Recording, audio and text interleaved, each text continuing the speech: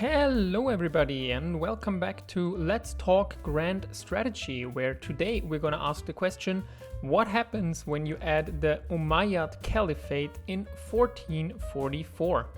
So real quick for context, the Umayyad Caliphate is one of the first Islamic caliphates, I believe, and as far as I know is the one that reached the biggest territorial extent.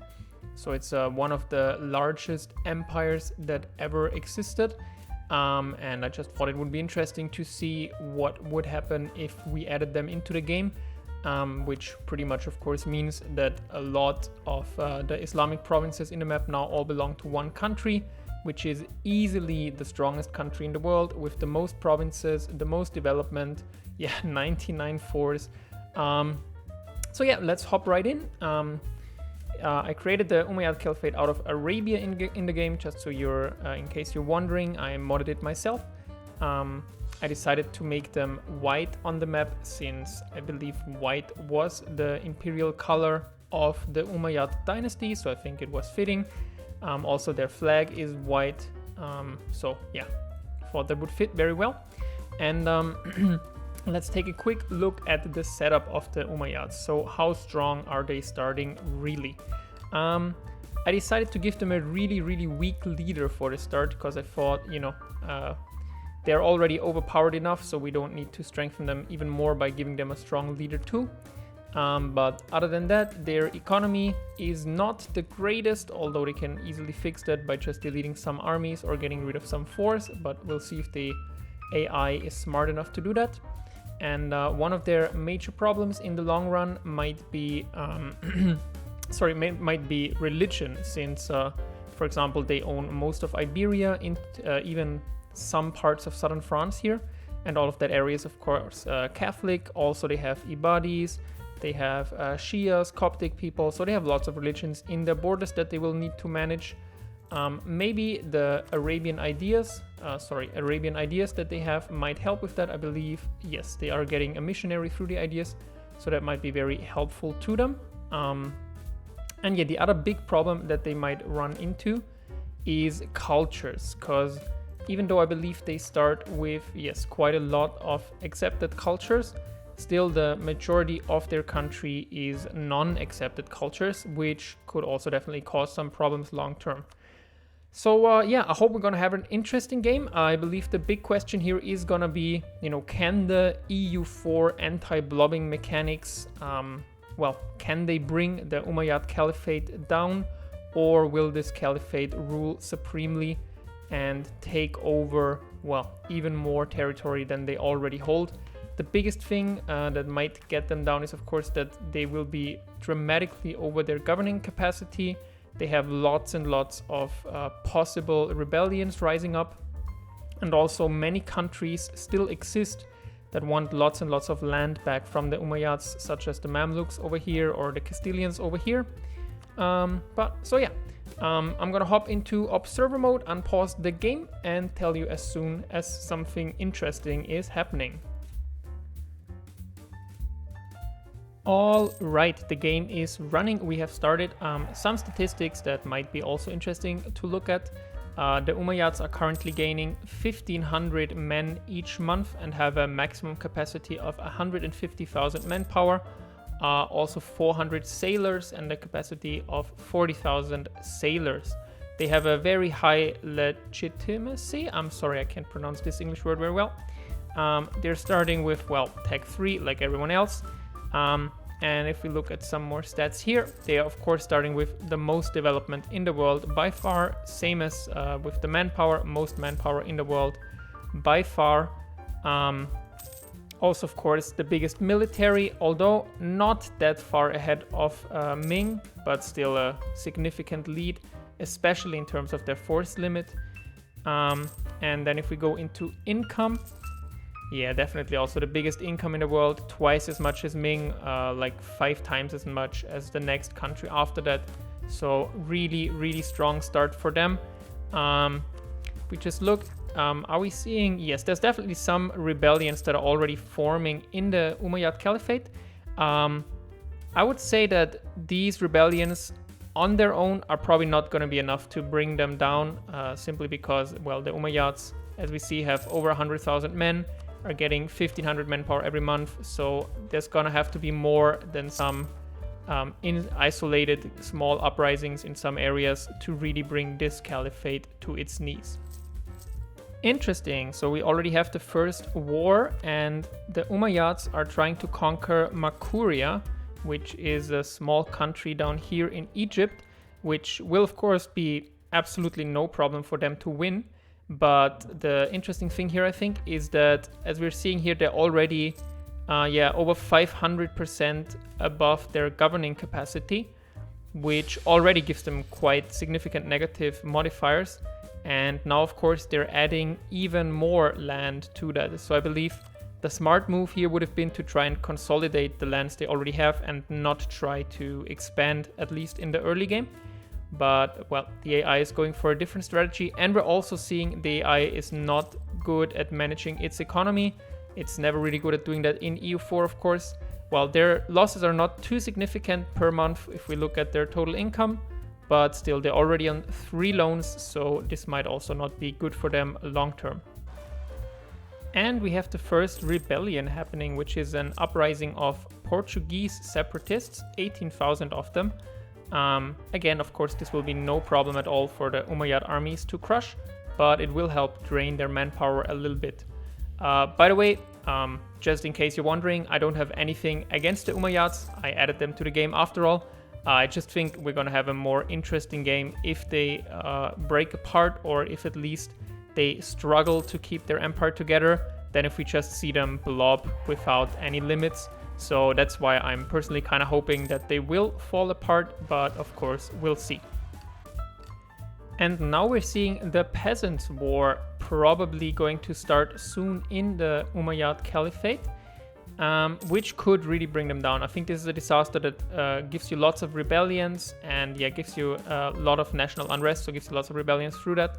So we'll see, but that might be enough to start the falling apart. So right now also a big Castilian rebellion happening against the Umayyads, and lots of other uprisings going to happen soon, while of course the disaster is still looming and they are currently 4 loans down and losing money. There we see Valencian separatists. So as I said before, it looks like they're gonna have a hard time keeping this gigantic empire together.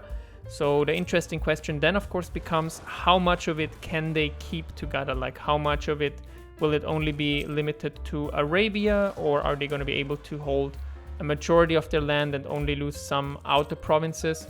So it's going to be really interesting to see whether they remain the undisputed #1 power in the world, or whether we're going to see some kind of falling apart happening here. So far, the Umayyads have managed to crush all rebellions before anyone could break free from them. But now they are really getting low on manpower from the constant fighting rebels. So it's pretty balanced, to be honest. Like they're hovering in the very low manpower kind of area, and there's new rebellions happening every couple months. So we'll see if in the long term they can have enough manpower to crush the rebellions, or if eventually they run out of men willing to get all these revolts killed. So the Peasants' War is going to start in just 4 months, and already because of their negative stability, the Umayyads are at 5 unrest. They are managing to crush the rebellions and keep the manpower going so far, but I believe with the Peasants' War that is going to change, and the rebellions are going to happen faster than they can crush them, or faster than they can find new men to fight the rebels with. We're already seeing in the kind of outer areas of their empire there's quite significant rebellions, and they don't really have the armies at least in place to crush these. They have to move over through the desert, lose men there. Then also there's rebels, for example, here on Cyprus or on Mallorca here, that they're not quite able to crush. And now, of course, the Peasants' War started, which means significant peasants' uprisings all throughout the Caliphate, also now noble rebels. And in addition to all of that, of course, their unrest is now absolutely terrible. So yeah, quite likely we're gonna see this country shrink by quite a lot very soon. Just to reiterate, currently they are at 2,504 development. We'll see where they end up after these giga rebellions really fire off and really break free from the Umayyads. I believe the first country has broken free, and it was actually Byzantium that broke free from the Umayyads in Cyprus. Let's also see the Balearic Islands. Okay, they're still waiting to break free, but we can see over here big parts of land, big portions of land are probably going to break free. We're also probably gonna see another uprising here in Iberia very soon. Yeah, Castilian separatists at 19 unrest, so that's not gonna take too long for them to rise up. So yeah. Meanwhile, in their, I'd say, heartland around like Arabia, around Mesopotamia, and around Egypt, they're still managing to crush most rebellions. But again, here in the outer areas, it's harder just because their armies, of course, need to march over all this way. So yeah, I'll report back what other nations managed to break free. So our next nation to break free is Mallorca, and it appears that the Umayyad AI has pretty much at this point given up defending the Maghrebi region and is focusing instead to keep Iberia under its control and to fight the rebellions happening in the Middle East. Also, their armies are significantly weaker than they were at the start. They only have 33,000 units left, and I believe they have also gone bankrupt by now, which of course is also not really helping with their whole situation. So yeah, I believe we can see here, right? Yes, they have gone bankrupt, so that also really reduces how much manpower they can recover. So all of that combined, once again, really tough spot for the Umayyads. Interesting. Now the Umayyads have for some reason decided to start a war against Castile and Austria, even though they obviously have massive internal struggles going on.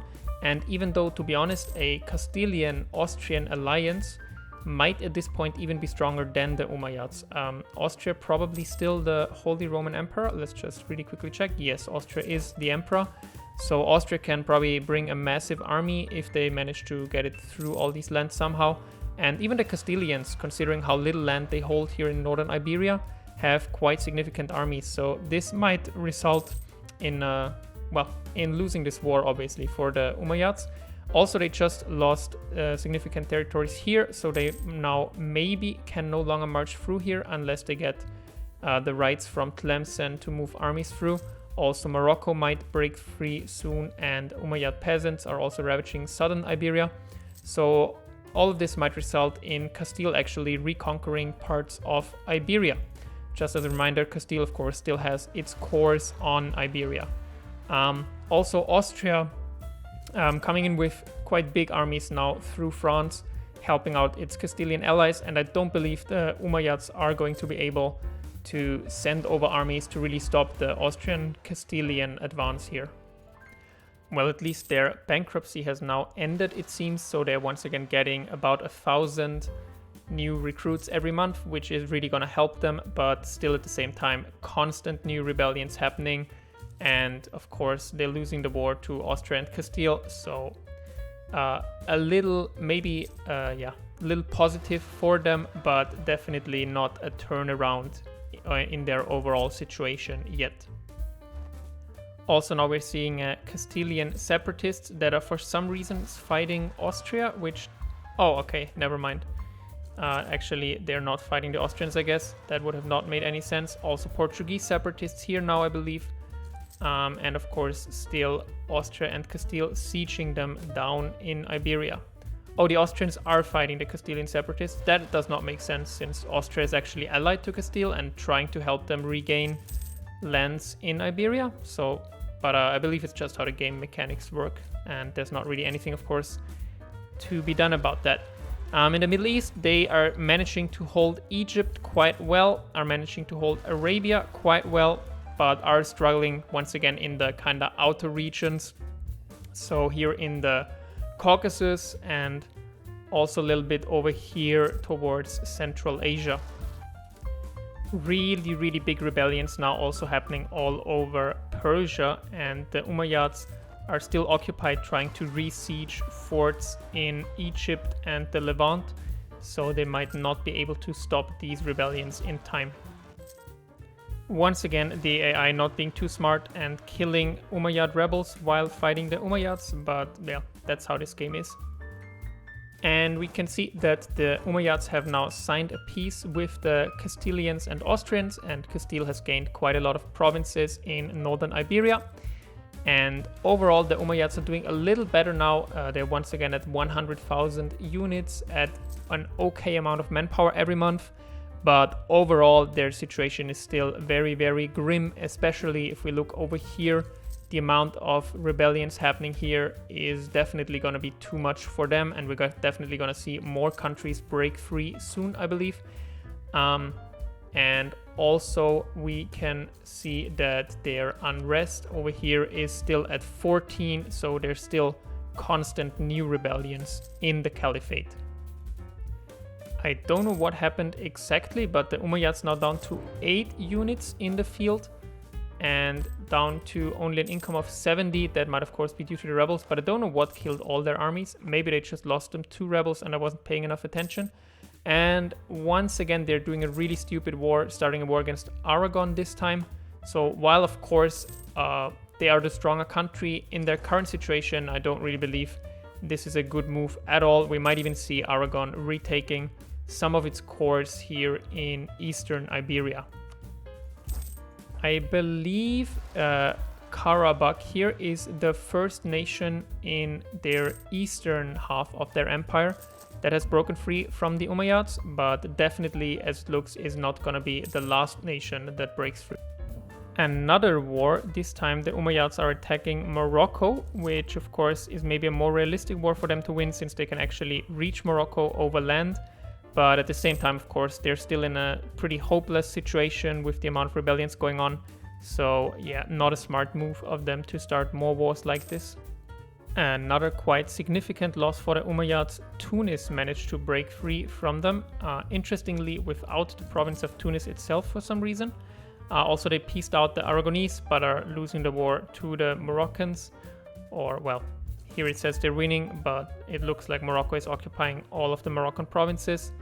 And we have quite significant breakaway countries now also showing up here in the east. So I believe we're looking at the Umayyads probably ending up with only their core land around Egypt and around Western Arabia here, probably when all these rebellions are done and over with.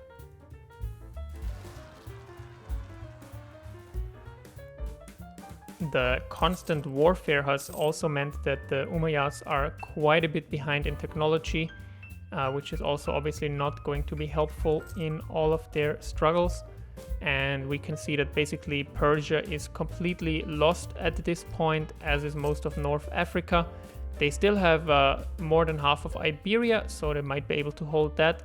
And they still have quite a big country here in Egypt, Arabia, and Turkey, Iraq area. All right, we moved ahead a couple years in the game. The Umayyads have once again declared war on Portugal, Castile, and England this time, which is once again a coalition of nations that they are not in any way capable of winning against. In Iberia, Valencia has also broken free from them by now, and they have lost all of their holdings in the Persia region, but are otherwise holding on to most of their territory that they still hold in Arabia, the Middle East, Egypt, North Africa. So they're probably going to lose more of Iberia, and long term, I would say at this point, likely they are going to lose all of their Iberian holdings too. But they are still at this point, I believe, the greatest or second greatest power. Even the greatest power at this point, but of course that might change very soon. But still, even if they lose their Iberian possessions, if they hold the rest, they're still stronger than Ottomans or stronger than France if they just somehow manage to finally stabilize their country. So we'll see if they're able to do that, but I believe we could still have a very interesting game with severely weakened but still really strong caliphate here in their heartlands. Alright, and there's the peace deal between the Umayyads and Portugal, which has allowed Portugal to regain almost all of her lands in Iberia. And otherwise, the Umayyads having another big farmers' revolt going on, but at least managing to crush all the rebels that want to break away from them. It is currently 1495, and for the first time in, I believe, over 20 years, we're seeing a significant Umayyad army trying to, kill these Castilian rebels and hopefully hold lands here in Iberia too. By the way, Portugal, since they made such a good recovery, has by now even discovered the New World, so we might be looking at a pretty normal game in terms of the colonies that are going to be created. I don't believe that the Umayyads are going to start any colonies in the New World, so we might see them limited to this region. And they are more and more managing to stabilize their core lands here. They're still having rebel problems, of course, in their outer provinces, such as over here in India or over here in Iberia. But who knows, maybe they might even be strong enough at this point to crush these Castilian separatists and hold the Iberian lands they still have. And we're in the year 1500, and which I think is a good time maybe to look at the rest of the world. So France is really strong, as you would expect. England is conquering Scotland and Ireland, as you would expect. Nothing too special there. Also Poland is, I think, having the personal union with Lithuania, yes, and is also really strong because of that, of course, and crushing the Bohemians right now. Austria did not get the personal union with Hungary this game, so we might not be seeing a strong Austria. Muscovy doing really well, as you'd expect. So in Europe, I'd say, besides obviously everything related to the Umayyads, nothing too interesting going on compared to the average EU4 game. Same thing for East Asia, to be honest. Ming still holding on, but also having rebel problems. In India, maybe we could say that the Vijayanagara has fallen or is in the process of falling, so that's maybe a significant thing, since in most games they tend to do really well. But they're replaced by another Hindu nation, so still a strong Hindu nation in India. And other than that, let's see if colonization has started yet. I believe it has not. No, it doesn't look like there's any provinces yet in the New World from any European countries. So let's also maybe look at some statistics real quick. Right now the Umayyads are in the number 2 spot in terms of development, behind Ming, but still quite a leap ahead of the Ottomans. So if they manage to stabilize completely from here on out, they might still be the strongest power in Europe after all. In terms of their military, they have still the largest force limit and one of the largest armies in the world, although even France could beat them at this point. In terms of their income, they are actually quite a bit behind Ming, Poland, Ottomans, and France, although that Poland number, I think that's just a peace deal probably that gives them more money here. Overall not doing too terrible if they just manage to get rid of all the rebellions and of all the negative modifiers. We see that their unrest is down to 5. It was as high as 15 before, so this is definitely significant improvement. The only thing they would need now is to get rid of the peasant war, which would require them to get 1 more stability and stop every single rebellion or every single rebel-held province, which I don't think is super realistic, especially looking at this 40k Castilian stack here.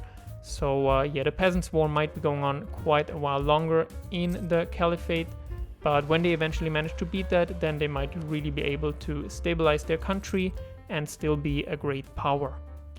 Also interesting, I just saw that the Umayyads are still at admin tech 3, so they haven't managed to get ahead in admin tech at all so far, which I think is mainly due to constantly needing to boost their stability.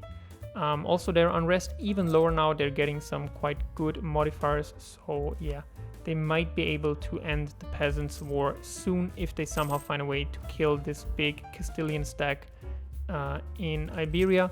Other than that, there's no really big rebellions. There is some peasant stacks all around here, but I believe they have enough armies to beat those one after the other. Another interesting thing to think about here is core provinces, because the way it works in EU4 is that if a country has lost its core on a province and has not held the province in 50 years or been at war with whoever holds the province in 50 years, then they lose the core. So that means for the Umayyads that, for example, the first province they lost here in Cyprus, they will lose their core on Cyprus in about 3 years. And after that, of course, they are over time going to lose all the cores they are holding unless they contest them and unless they declare war on all these countries. But I don't think that would be a good idea for them at all.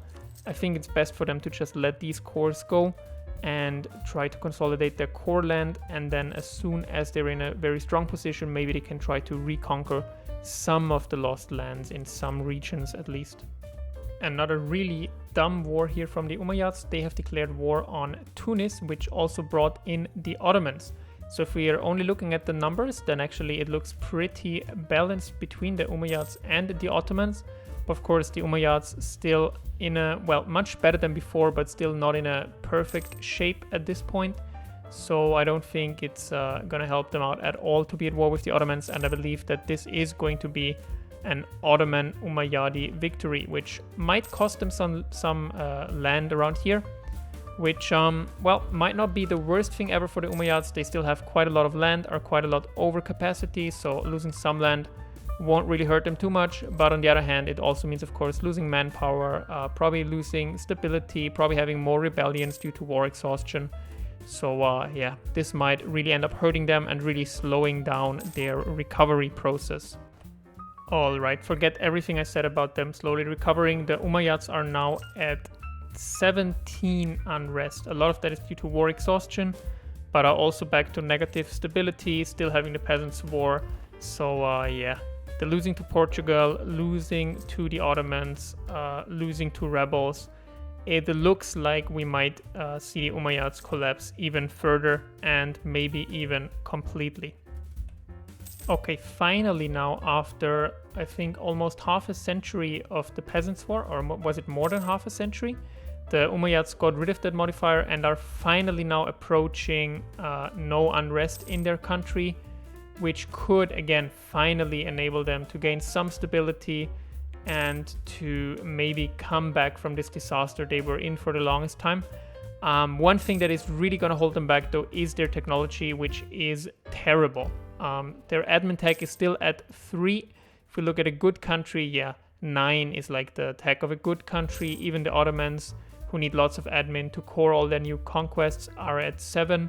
So the admin tech 3, of course, is going to mean that their corruption is going to rise from unbalanced research, which means they also need to spend money on that now, even though they're already losing money, or okay, right now not losing money anymore. But so yeah, overall, not a good spot to be in, but at the same time, now that they're finally managing to stabilize, if we again look at the stats, they are still the second highest development nation in the world, still ahead of the Ottomans, ahead of France. So yeah, if they manage to stabilize this and manage to somewhat catch up in terms of technology, they might still have a really, really good game here. But yeah, so since they finally managed to somewhat stabilize, even though we just see rebellions popping up, I think I'm gonna leave it off for a longer time and just leave the game running for an hour or so, and then hop back in and just see how the Umayyads did. For now, what we can say is that it took them about 80 years and losing about 2/3, I would say, or let's just see, yeah, almost 2/3 of their country, definitely more than half of their country. Took them all of that to finally get some semblance of stability, and they're still way over capacity, still having the possibility of rebellions popping up anytime if the unrest goes up again.